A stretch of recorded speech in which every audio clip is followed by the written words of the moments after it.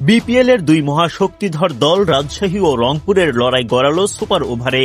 রাজশাহীর হয়ে বল হাতে রিপন মণ্ডল, রংপুরের পক্ষে ব্যাটিংয়ে কাইল মেয়ার্স ও তাওহিদ হৃদয়। রিপন তুলে নেন মেয়ার্সের উইকেট। এরপর সুপার ওভারে অল আউট হওয়ার আগে মাত্র 6 রান তুলতে পারে রংপুর।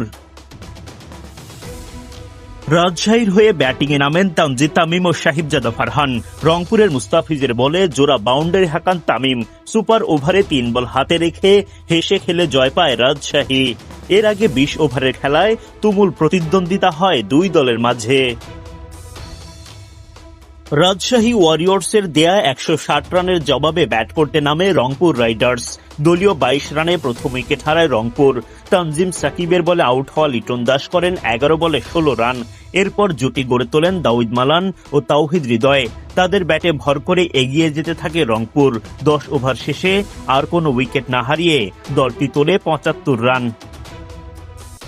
35 বলে 50 আদায় করেন হৃদয়। 53 রান করে আউট হন তিনি। 43 বলে 50 দেখা পান দাউদ মালান। হৃদয় মালানের জোড়া 50-র পরও রাজশাহীর বোলিং দাপটে খেই হারায় রংপুর। জমে ওঠা ম্যাচ শেষ পর্যন্ত গড়ায় সুপার ওভারে। তুমুল প্রতিদ্বন্দ্বিতার পর শেষ হাসি রাজশাহী ওয়ারিয়র্সের। বৃহস্পতিবার বিপিএল এ দিনের দ্বিতীয় ম্যাচে মুখোমুখি হয় টুর্নামেন্টের দুই শক্তিশালী দল রংপুর রাইডার্স ও রাজশাহী ওয়ারিয়র্স। টস জিতে আগে বোলিংয়ের সিদ্ধান্ত নেন রংপুর অধিনায়ক নুরুল হাসান সোহান। রাজশাহীর হয়ে ইনিংস শুরু করতে নামেন তানজিদ তামিম ও সাহিবজাদা ফারহান। ইনিংসের দ্বিতীয় ওভারে আলিস আল ইসলাম শিকার করেন রাজশাহীর প্রথম উইকেট। 6 বল খেলে মাত্র 2 রান করে ফিরে যান তানজিদ তামিম। দলীয় 12 রানে প্রথম উইকেট হারায় রাজশাহী। এরপর উইকেটে আসেন নাজমুল শান্ত।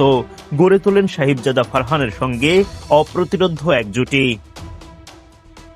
শান্ত ফারহানের জুটিতে ভর করে আর কোনো উইকেট না হারিয়ে দলীয় 50-এর দেখা পায় রাজশাহী। তাদের জুটিও পার করে ফেলে 50 রানের গন্ডি।